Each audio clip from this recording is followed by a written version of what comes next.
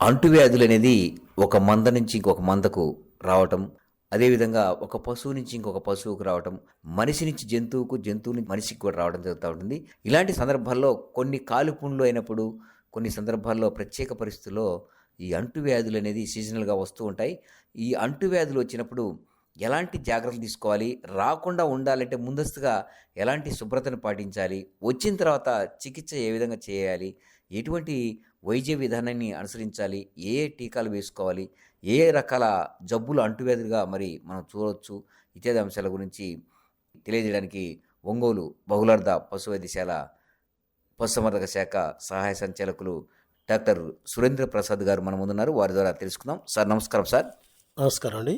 మంద ఒక్కసారిగా జబ్బుల బారిన పడి అటు పశువులైతేనేమి, గొర్రెలు మేకలైతేనేమి, కోళ్ళైతేనేమి చాలా వరకు కూడా అనేక రకాల కారణాలతోటి అకస్మాత్తుగా చనిపోవడం జరుగుతూ ఉంటుంది. కొన్ని సందర్భాల్లో ఒక మంద నుంచి ఇంకొక మందకు వ్యాధులు రావడము, అదేవిధంగా ఒక పశువు నుంచి ఇంకొక పశువుకు వ్యాధి రావడము, దానివల్ల కూడా ఈ అంటువ్యాధుల వల్ల కొన్ని మరి ప్రాణాంతక వ్యాధుల వల్ల పశుపోషకులు మరి మందను లాస్ అయ్యి నష్టపోవడం జరుగుతూ ఉంది. ఇలాంటి పరిస్థితుల్లో ఏ ఏ జాగ్రత్తలు తీసుకోవాలి? ముఖ్యంగా అంటువ్యాధులు రాకుండా ఉండాలంటే ముఖ్యంగా ఎటువంటి జాగ్రత్తలు తీసుకోవాలి? వ్యాధులు సంక్రమించినప్పుడు ఎటువంటి చికిత్సా విధానాన్ని అనుసరించాలంటారు? మరి ముఖ్యంగా అండి, ఈ గేదెల్లో కానీ, గొర్రెల్లో కానీ, కోళ్ళల్లో కానీ వ్యాధులు వచ్చేటప్పుడు మనం చర్య తీసుకున్న కంటే కూడా చికిత్స కంటే నివారణ మేలన్నట్టు టీకాల కార్యక్రమం అనేది అవసరాన్ని బట్టి టీకాలు వేయించాల్సిన అవసరం ఉంటుంది. ఎందుకంటే మనం జబ్బు వచ్చినప్పుడు కాకుండా కోళ్ళు ఉన్నాయి, చనిపోయేటప్పుడు మనవాళ్ళు రైతు వారీగా వచ్చి టీకాలు వేయించమని అడుగుతుంటారు. దానివల్ల ప్రయోజనం ఏమి ఉండదు. ఆల్రెడీ ఇన్ఫెక్షన్ వచ్చేసిన తర్వాత చనిపోవటమే మార్గం. అందువల్ల ఏంటంటే చికిత్స కంటే నివారణ మేలు కాబట్టి టీకాలు అనేది సమయపాలన బట్టి వేయించుకోవాలి. హెచ్ఎస్ కానీ, గొంతు వాపు కానీ, బీక్యూ అంటే ఇప్పుడు మార్కాపురం కొన్ని అప్పలాండ్ ఏరియాలో బీక్యూ అనేది ఎక్కువ వస్తుంటుంది. ఎందుకంటే ఆ తెల్ల పశువుల్లో వస్తుంది అనమాట. అటంతా అప్పలాండ్ ఏరియాలో తెల్ల పశువులు ఉంటాయి కాబట్టి దానికి బీక్యూ అనే వ్యాక్సిన్ అక్కడే ఉంటుంది. ఇక్కడ ఒంగోలు సరౌండింగ్ ఏరియాలో అయితే హెచ్ఎస్ వ్యాక్సినే వేయించుకోవాల్సి వస్తుంది. అలాగా ఏరియా స్పెసిఫిక్గా కొన్ని ఉంటాయి. దాన్ని బట్టి తర్వాత టైం ప్రకారం బట్టి మనం వ్యాక్సిన్లు వేయించుకుంటే వాళ్ళకు ఉపయోగం, రైతు వారిగా మనకి ఉపయోగం ఉంటుంది. వ్యాధి నివారణ కానీ చికిత్స కన్నా అన్ని విధాలు మేలైంది. టీకాల చికిత్సకు పనికిరావు. ఎందుకంటే వైరస్ అనేది వచ్చిన తర్వాత దాన్ని తగ్గించడం అనేది ఎవరి వల్ల కాదు. అందువల్ల ఏంటంటే టీకాలు ముందు కనుక చేయించుకుంటే అప్పుడు ఆ వైరస్ అనేది రాకుండా ఉంటుంది. మనకందరికి కూడా ఇంతకుముందు చైనా నుంచి మనకి కరోనా కూడా వచ్చింది. కరోనా వచ్చినప్పుడు కూడా మనందరం టీకాలు వేయించుకున్న తర్వాత సబ్సైడ్ అయింది.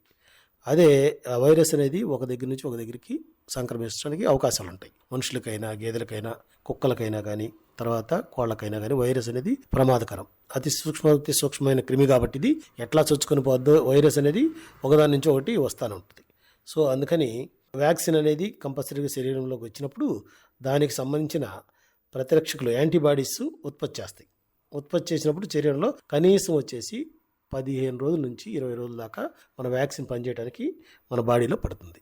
అప్పుడు ఆ 15 రోజుల తర్వాత కనుక ఎలాంటి దృక్పథం కనుక మనకి కలిగినట్టయితే అప్పుడు అది మనకి సోకకుండా ఉండడానికి అవకాశాలు ఉన్నాయి. అట్లాగే టీకాలు చేసేటప్పుడు తీసుకోవాల్సిన జాగ్రత్తలు కొన్ని ఉంటాయి.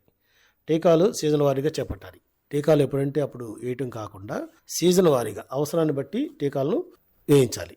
అట్లాగే టీకాలు ఉదయం కానీ, సాయంత్రం కానీ చేయటం మంచిది. మధ్యాహ్నం ఎండలో కానీ, తర్వాత నడి మధ్యాహ్నం కానీ చేయించుకుంటే ఏంటంటే ఆ వైరస్ అనేది చనిపోవటం కానీ, ఆ వ్యాక్సిన్ అనేది సరిగ్గా పనిచేయకుండా ఉంటుంది. అదే మార్నింగ్ టైం కానీ, ఈవినింగ్ టైం కానీ మనం ప్రతి వ్యాక్సిన్ కూడా మనం ఐస్లో పెట్టి చేయించాల్సిన అవసరం ఉంటుంది.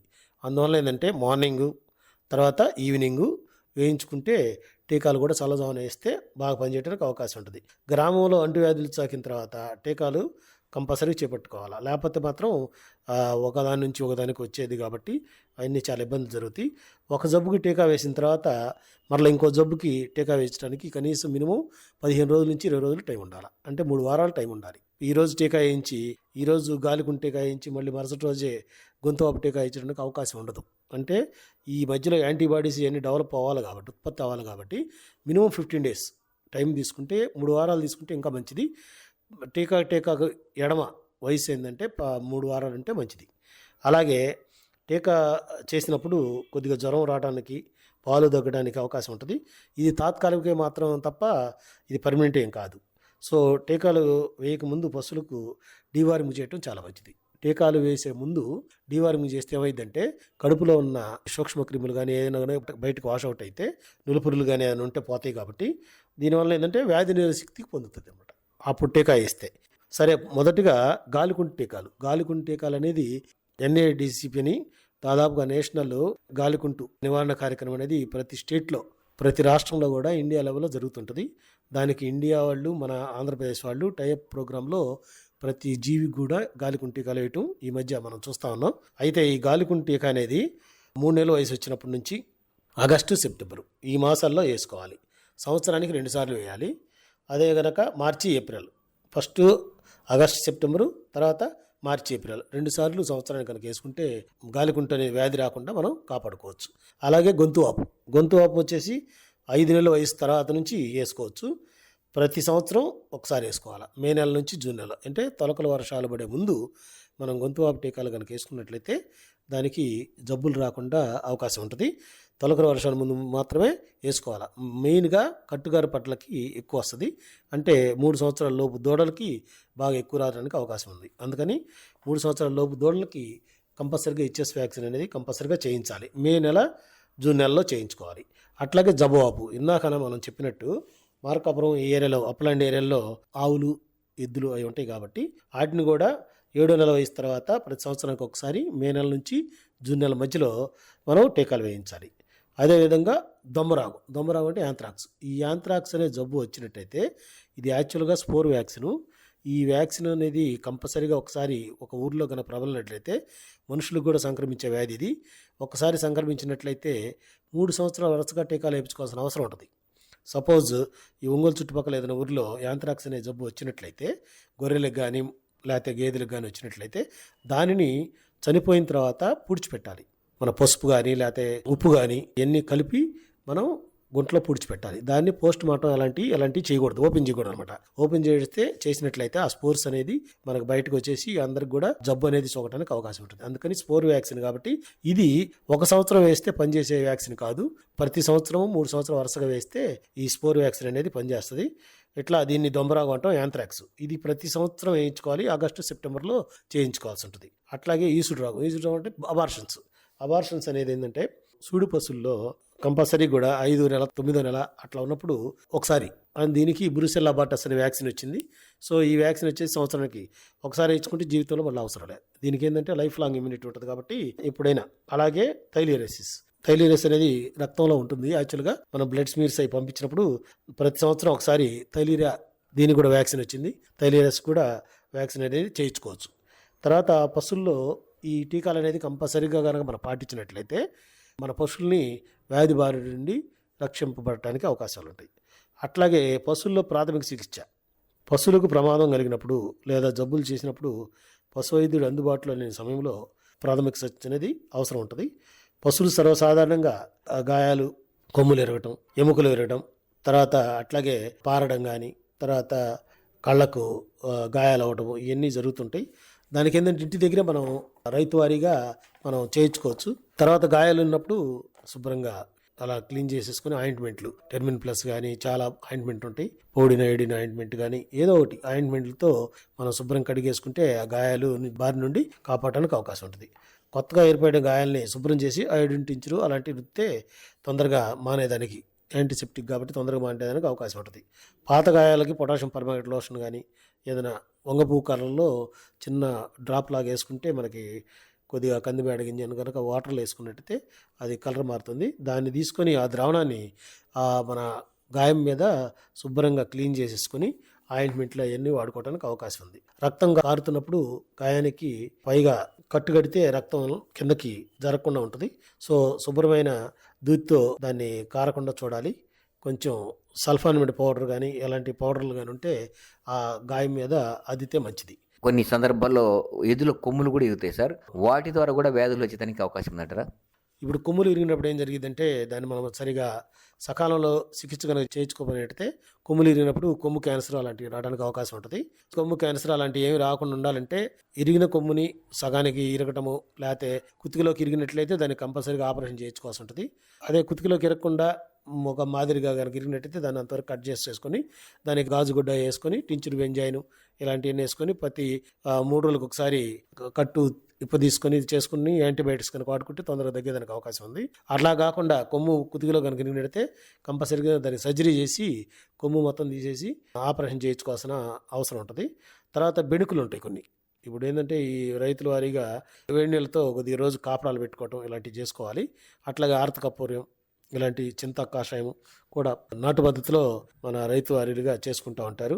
అట్లాగే కట్టుకు వీలుగా ఉండేటి చింతాకు పొడిని కట్టాలి. చింతాకు నూరి మామూలుగా ఏంటంటే ఇప్పుడు గొర్రెలాటికైతే నీరు సున్నం, తర్వాత ఈ పుట్టమట్టి ఇవన్నీ పెట్టి మన మేకపాలు ఇవన్నీ పెట్టి కాళ్ళు కానీ ఏదైనా చేతులు కానీ బెణుకులు కానీ ఈగినప్పుడు చుట్టూ గాయం లేకుండా కట్టి చేస్తుంటారు.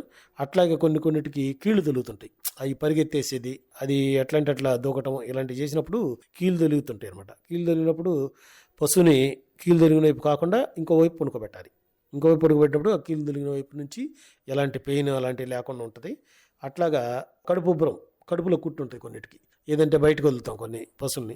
బయటకు వదిలినప్పుడు ఏంటంటే ఏదైనా తినుబండారాలు బయట పులిసిపోయిన పదార్థాలు ఏదైనా ఉన్నప్పుడు ప్లాస్టిక్ కవర్లు ఇలాంటివి తిని కడుపు కుట్టు రావడం ఇవన్నీ సహజంగా జరుగుతుంటాయి. అప్పుడు ఏం చేయాలంటే మరీ ఎక్కువ వచ్చి ఏదైనా ఉన్నప్పుడు రూమినాటమీ అంటే లోపల సంచులు అవన్నీ కనుక ఏర్పడి అది సరిగా అరగనప్పుడు ఏం జరిగిందంటే కడుపుబ్బరం వస్తుంటుంది. కడుపుబ్బరం వచ్చినా మనం ఏదైనా ముందు ఏదైనా వాడినా మరలా కడుపుబ్బరం వస్తుంది.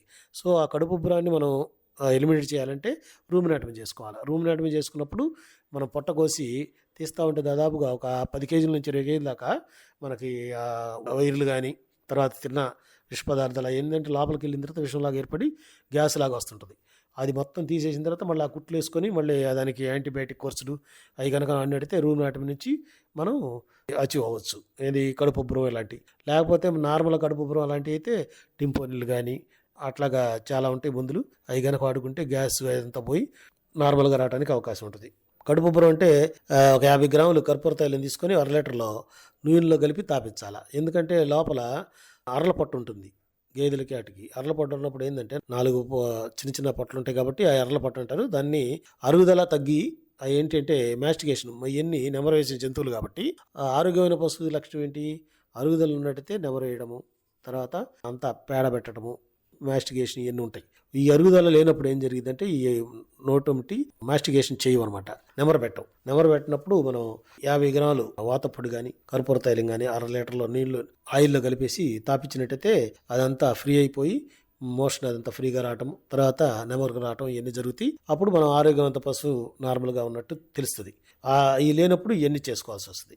ఇంకా పోతే 25 గ్రాములు మిరియాల పొడి, 25 గ్రాములు మెంతి పొడి, అట్లాగే 25 గ్రాములు సొంటి పొడి ఇవన్నీ కూడా నీళ్ళలో కలిపి వాడుకుంటే ఏంటంటే ఇప్పుడు అంటే గవర్నమెంట్లో పశు వైద్యంలో అన్ని ఇంజక్షన్లు కానీ తర్వాత పౌడర్స్ కానీ ఆయింట్మెంట్స్ కానీ ఇవన్నీ వచ్చినాయి. కానీ గతంలో ఇవన్నీ ఏముండే కాదు.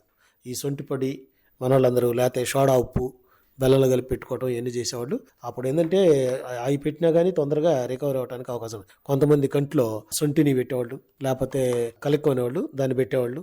ఇవన్నీ ఎందుకంటే ఆ కళ్ళల్లో ఉన్న వాటర్ డిశ్చార్జ్ అవన్నీ పోతే ఆ జబ్బు అనేది తగ్గిపోద్దని మన వాళ్ళ అపోహగా ఉండేది అప్పట్లో. అలా చేసేవాళ్ళు.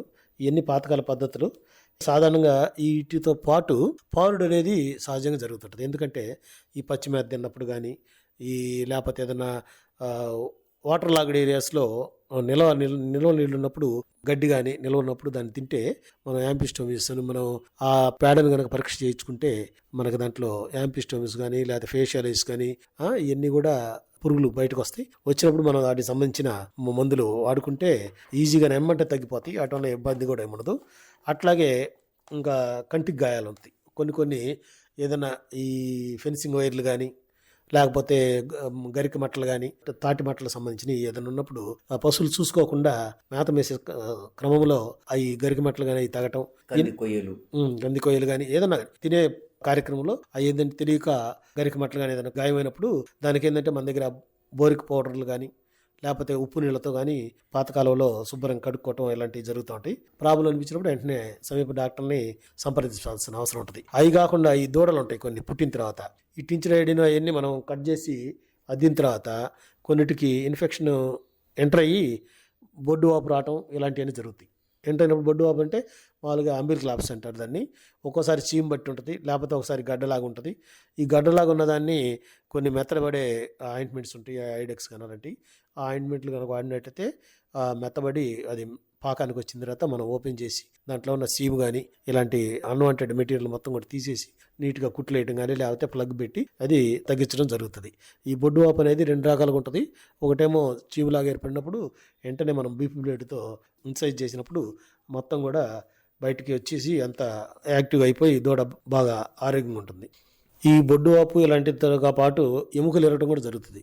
పశువులు బయటకు వెళ్ళినప్పుడు చెరువులు కానీ ఈ కుంటలు కానీ వీటికి పోయినప్పుడు ఏంటంటే బెస దొక్కోవటం, కాళ్ళు దానికి తెలియక అనుకోకుండా బెస దొక్కోవటం కానీ సైడ్కి పడిపోవటం కానీ ఇవన్నీ కూడా తెలియకుండా జరుగుతుంటాయి. తెలియకుండా జరిగినప్పుడు ఏం జరిగింది, కాళ్ళు అనేది ఇరగడం జరిగింది. ముందు కాలు కానీ వెనక కాలు కానీ ఒక్కోసారి గిట్టలు డిస్లొకేషన్ కూడా వస్తుంది. డిస్లొకేషన్ అంటే వేరైపోతాయి. దాన్ని ఏంటంటే పుడుకోబెట్టి ఆ గూట్లో కనుక నెడితే కరెక్ట్గా గూట్లో పడితే మళ్ళీ డిస్లొకేషన్ అనేది పోవటానికి అవకాశాలు ఉంటాయి. ఎంత ఏంటంటే అనుభవపూర్వకంగా కొన్ని తెలుస్తాయి. అదేవిధంగా కాలు అలాంటివి ఇరిగినట్టయితే మాత్రం మనం ప్లాస్టర్ ఆఫ్ ప్యారిస్ కానీ ఏదన్నా బద్దలు వేసుకొని నీట్గా కట్టేసుకుంటే తగ్గేదానికి అవకాశం ఉంటుంది. కాకపోతే ఏంటంటే ఇరగటము ఇవన్నీ ఏంటంటే మనుషులకు కానీ గేదెలకు కానీ కుక్కలు కానీ ఇమోబిలైజేషన్ అనేది ఇంపార్టెంట్. అంటే మనం ఎప్పుడు కూడా కదలకుండా ఉంచాలి. ఇప్పుడు మనకు కూడా గాయం ఏదైనా చెయ్యి కానీ కాలు కానీ ఇరిగినప్పుడు మనకి డాక్టర్లు ఒకటే ఇంతకుముందు మన బస్తాలు లాంటివి కట్టి అట్లా కాళ్ళు అట్టే పెట్టేవాడు. లేకపోతే చేతులు ఎట్లాగ సంకలో పెట్టేసుకొని మెడలో రింగు లాగేసుకొని అలాగే పెట్టాలి. సో ఎందుకంటే ఇది కదలకుండా ఉండాలి. మెయిన్గా ఈ గేదెలు ఈ గొర్రెలు ఈ మన కుక్కల్లో ఎక్కువగా ఈ ఇరిగిపోవటం అనేది జరిగినప్పుడు కట్టుకోవటం అనేది చాలా కష్టమైన పని అనమాట. ఎందుకంటే వాటికి తెలియదు. ఇప్పుడు నాకు కట్టేశారు కాబట్టి ఇది కదలకుండా ఉండాలి, కదలకుండా ఉంటే కానీ నాకు సెట్ కాదనే సంగతి తెలియదు. కాబట్టి మనుషులకే బాగా సెట్ అవుతాయి. పశువులకి ఏంటంటే మన అదృష్టాన్ని బట్టి పోచర్ని బట్టి అవి పనుకున్న విధానాన్ని బట్టి ఉంటే మ్యాక్సిమం కట్టుకోవడానికి కూడా అవకాశం ఉంటాయి. ప్లాస్టర్ ఆఫ్ ప్యారిస్ అవన్నీ వేస్తాం కాబట్టి పిండి కట్టు మనుషులకి వేసినట్టు వేస్తాం కాబట్టి మ్యాక్సిమం కట్టుకొని ఉండటానికి ఉంటుంది. జనరల్గా ఏంటంటే ఇవి కాకుండా ఒక్కోసారి కొమ్ము మాద అంటారు, కొమ్ములు ప్రాబ్లం వస్తాయి.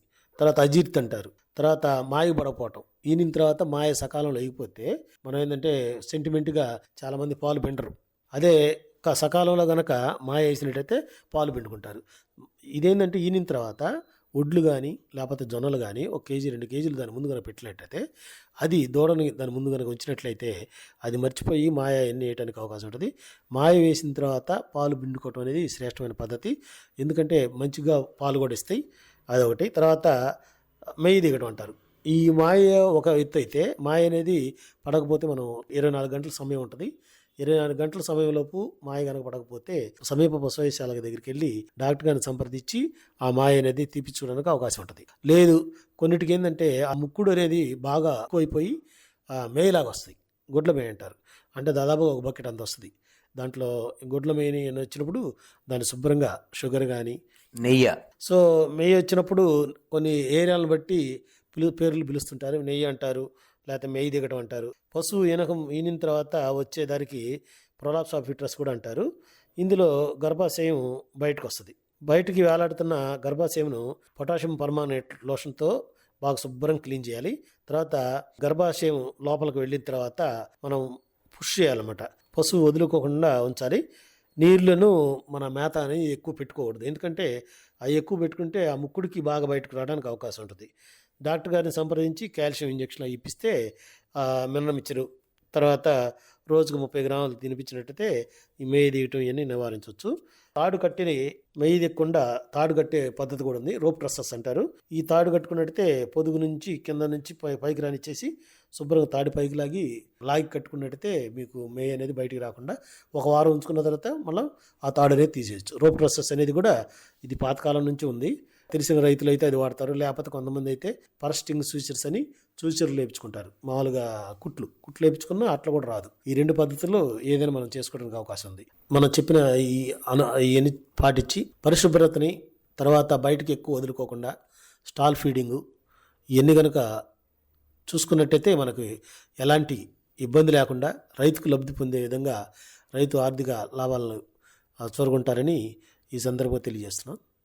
పశువులు, అంటువ్యాధులు, టీకాలు ఆవశ్యకత ఈ అంశం గురించి పశు పోషకులకు చక్కటి విషయాలు తెలియజేశారు. నమస్కారం సార్. నమస్తే అండి. Thank you.